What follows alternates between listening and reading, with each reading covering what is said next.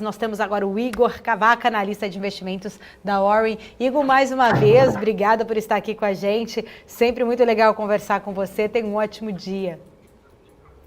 O prazer é meu, né, estar aqui de novo com vocês. Vamos aí para fazer os comentários sobre o mercado e como a gente está vendo a economia em geral. Com certeza. Esses dias a gente falou com o Tito aí também, muita gente legal aí da Warren trazendo conhecimentos aqui pra gente. A gente fica muito feliz em ter o time de vocês aqui sempre prestativos com a gente. Ô Igor, com o final do auxílio emergencial, queria falar um pouquinho de varejo, mas eu queria trazer isso à tona. Com o final do auxílio emergencial, quais as expectativas que você vê para o varejo nesse final de ano, Natal, próximos trimestres, de uma forma em geral? Então, a gente agora vai entrar, né, efetivamente aí no melhor momento para o varejo, né, que é as festas de fim de ano, e com isso a gente vê um aumento no consumo de forma bem expressiva, né, e as empresas de varejo são as que ter maior potencial de ganho nessa data, né. A gente viu ontem aí o resultado da Magazine Luiza já dando uma sinalização para o setor como um todo. O que a gente tem visto aí é que desde abril a gente está tendo um processo de recuperação do consumo, ainda que nos últimos períodos aí a gente tem vindo uma redução da aceleração, mas a gente tem visto de forma bem expressiva aí essa recuperação do consumo como um todo. Então, a expectativa para esse próximo trimestre, esse trimestre que já iniciou, né, é efetivamente ver uma continuidade desse movimento, e agora a gente pode ver até, de certa forma, uma aceleração dessa tendência à medida que a gente vai ter o aumento do consumo em face das festas de fim de ano. Além disso, o que nós temos visto a gente já viu um processo de reabertura do comércio físico, né? Então, isso também tem impactado bastante o setor e tende aí a continuar nesse movimento. Então, o segundo e o terceiro trimestre ele foi puxado, podemos dizer assim, pelo comércio digital, e a partir ali do terceiro, meados do terceiro para o quarto trimestre, a gente já vê aí uma força das lojas físicas, do comércio físico retornando aí para o mercado. Então, essa é a expectativa, que a gente vai ver aí uma melhora no cenário, principalmente para as empresas, e vai poder observar um crescimento ainda maior à medida também que a gente for vendo sinalizações positivas do mercado externo. Ontem, vocês estavam falando aí, a gente teve uma sinalização muito positiva, né, do mercado internacional. Primeiro, a gente teve a sinalização do Joe Biden, que tende a impactar os mercados emergentes como um todo, e também a questão da vacina. O Pfizer lá mostrando a possibilidade, a eficácia de 90% da vacina, e talvez aí a proximidade efetiva de trazer a vacina para o público, mostrou aí, sinalizou que talvez os setores que foram mais impactados pela pandemia agora podem dar essa retomada com mais expressividade. Uhum. Você falou ali um pouquinho de Magazine Luiza, eu queria falar um pouquinho sobre isso. Teve um salto muito grande nas vendas digitais, né? Principalmente devido à pandemia do Covid-19, com a reabertura de lojas físicas. Como que você, com a reabertura agora das lojas físicas, como que você vê o impacto ainda disso nas vendas online? Você acredita que a reabertura das lojas físicas pode, de certa forma, acabar impactando nas online? Então, de certa forma, o processo de compra, ele efetivamente não é só eu vou numa determinada loja para fazer uma compra, né? Existe uma sensação de bem-estar, uma sensação de lazer no processo de comprar. Então, a gente vê essa relação aí quando a gente está discutindo sobre comércio físico e comércio digital, que é o processo do consumidor ir na loja e fazer a aquisição de um bem, traz ali algum tipo de sentimento que pode fazer com que ele goste de fazer esse processo. E isso acaba que se reduz no comércio digital, pelo fato que efetivamente ele não está indo ali se locomovendo para a loja, já está indo com o produto. Ainda que a gente tenha aí, aumentou de forma expressiva a velocidade das entregas, entre outras coisas, ainda existe esse ponto psicológico na compra em si. Mas o que a pandemia fez, efetivamente, foi transformar o setor, né? Então, anteriormente, a gente ainda tem uma população que ainda está no processo de digitalização, e a pandemia acabou acelerando esse processo. Então, eu tinha uma quantidade muito grande de pessoas que não gostavam de fazer compras online, ou tinham medo de fazer compras online, e acabou que a pandemia forçou essa entrada de pessoas nesse mercado. E aí, eu fiz uma compra, recebi, vou perdendo medo. Então, acaba que o fato de você poder comprar, né, no mercado digital, você tem aí uma redução de custo, né, podemos dizer assim, porque efetivamente se eu vou na loja física, eu tenho que me deslocar até ela, às vezes eu estou a uma distância dessa loja, eu tenho que fazer todo um processo ali para fazer a compra em si. A compra por meio digital é muito mais fácil e muito mais rápida. Então, isso também implica no processo de compra e pode aí gerar uma alteração estrutural da indústria, podemos dizer assim.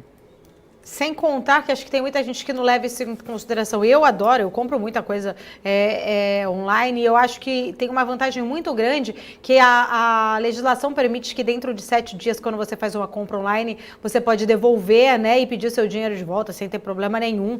E numa compra presencial isso não acontece, né? E às vezes, muitas vezes a gente pode comprar ali, depois, não era isso que eu queria, me arrepender e tal, e aí você tem esse respaldo da lei do online, que é até melhor para o consumidor, na verdade. Eu sou muito adepta de compra online e eu acho que realmente é muito mais vantajoso, mas isso é uma opinião até minha particular, enfim, em si.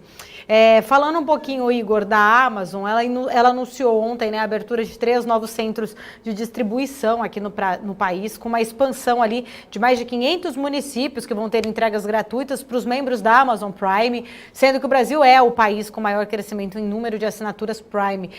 Com isso, quais são as perspectivas para as vendas da Amazon no país? Como que você vê a Amazon no país? Isso você acha que também pode impactar empresas, outros players do mercado, como Magazine Luiza, Via Varejo? Qual que é a sua visão em relação a isso? Então, o nosso varejo, as empresas que fazem parte do nosso varejo, em geral, elas são empresas bem brasileiras, né? Todas foram construídas aqui no Brasil e continuam aí. E também isso tem uma relação aí com a população, à medida que a população se identifica com aquelas empresas, né? Então, isso também é uma parte muito importante aí do processo de venda e do comércio. E o que a gente vê é que hoje as maiores empresas que estão aqui dentro do país são brasileiras e construíram essa estrutura também a partir do comércio físico. E aí sim elas foram se digitalizando. Então, isso tem uma importância muito grande para a relação do cliente com a empresa, né? Mas a Amazon, ela já é uma empresa, talvez aí a maior empresa aí do setor, a gente talvez compare aí com a Alibaba da China, mas ela já vem há bastante tempo consolidando no mercado global, e o Brasil ela ainda estava engatinhando, estava começando, não estava utilizando de muito, não estava investindo muito no Brasil, e quer queira, quer não, o Brasil é um país que é um dos maiores países aí do mundo, né? A gente tem a população, a gente é o 6º maior país em número de pessoas, ou seja, tem uma potencial muito grande de expandir ali a minha base de clientes, né? Então, o que a gente viu agora, ela de fato está começando a entrar com bastante expressividade no mercado. Então, no momento que ela faz isso, ela está trazendo um recurso que ela tinha muito, muito forte lá nos Estados Unidos, que é o processo porque a gente sempre teve a questão do varejo digital, que é o processo de chegada até a casa do cliente, né? Então, às vezes, a gente tinha uma demora aí no processo de entrega, o que gerava aí talvez uma sensação ruim para os clientes. E quando a Amazon ela vem para trazer isso e fazer com que a gente possa ter uma entrega aí em até 24 horas, como é lá no caso dos Estados Unidos, isso muda completamente a estrutura do mercado. E também as empresas hoje que são as empresas líderes aí do setor, elas vão ter agora que brigar com uma empresa líder do mercado mundial, né? Então, acaba que agora está entrando com bastante força aí uma empresa, um concorrente de peso aí para as principais empresas do varejo aqui no mercado brasileiro. Bom, eu queria falar também um pouquinho sobre os dados de venda do varejo que vai ser divulgado. Os dados serão divulgados, né? Esses dados medidos pelo IBGE serão divulgados amanhã. Ô Igor, qual que é a sua expectativa sobre esse indicador e como que esses dados, de certa forma, eles podem ter uma visão mais clara das empresas do setor que estão na Bolsa? Então, a nossa expectativa, a gente viu desde abril, né? O indicador ele traz, de certa forma, um dado um pouquinho mais defasado. Então, o indicador que vai ser apresentado amanhã, ele vai trazer os resultados de setembro.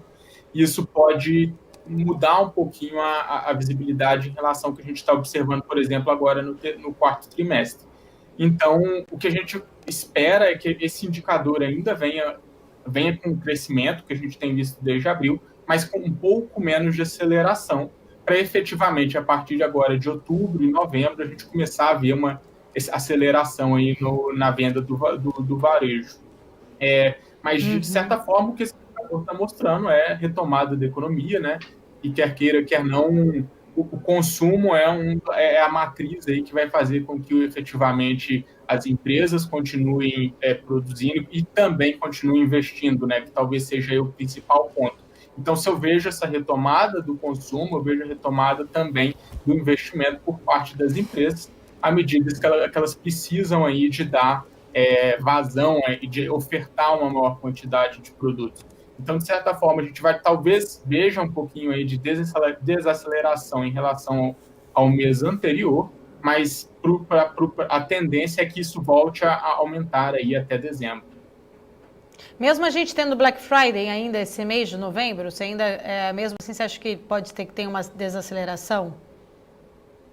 Isso, eu digo desaceleração no indicador de setembro, né? A gente viu em setembro, a gente teve um mês de bastante incerteza e até que foi carregado um pouquinho ali para até meados de outubro.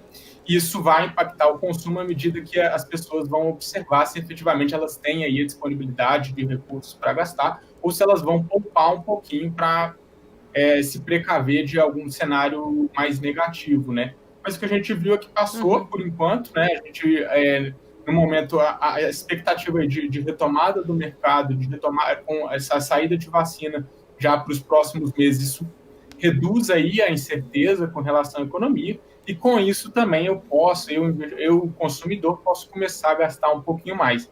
Então, a expectativa é que a gente vai ver uma desaceleração em setembro, mas para os próximos meses, outubro, novembro, dezembro, a gente já vai ver aí um retorno aí da aceleração do varejo.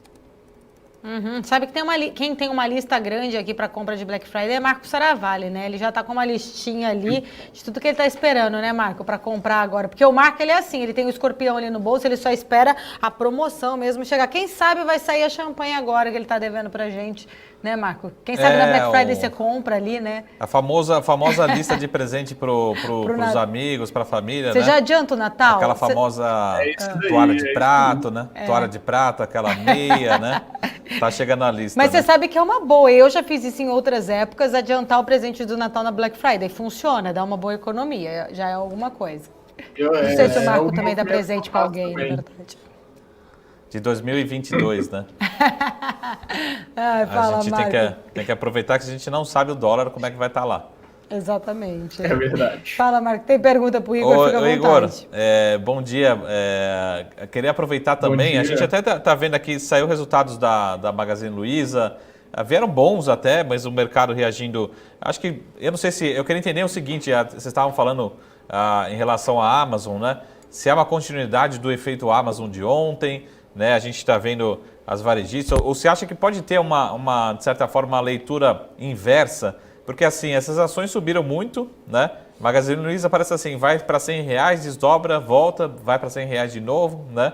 Então assim, não para de subir. Mesmo as outras ações, Via Varejo, continua descontado, mas também está indo bem. Enfim, a gente tem uma série de leituras.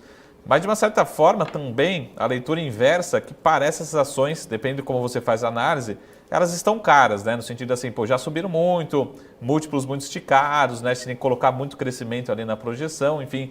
Você acha que pode acontecer nesse final de ano justamente o inverso, né? A gente ter bons resultados, mas o mercado aproveitar para realizar essas ações? Você acha que precisa ter esse alerta para o investidor, né? Que está entrando agora na bolsa, entrou há 2, 3 meses atrás, já pegar de repente, a gente sempre brinca no final da festa aí no varejo, ou não? Você acha que ainda tem muito para subir ainda esses papéis de setor, né? Então, o que a gente viu, né, na última semana e agora ontem também, principalmente, a gente está vendo aí uma rotação de setor que a gente fala, né? Efetivamente, com a entrada do do Biden, a questão da vacina e a expectativa aí da retomada do comércio e do varejo físico, daqueles setores efetivamente que foram mais impactados aí pela pandemia. A gente vai ter o varejo físico efetivamente que foi impactado, mas acabou que boa parte dessas empresas aí conseguiram se tornar digitais, né?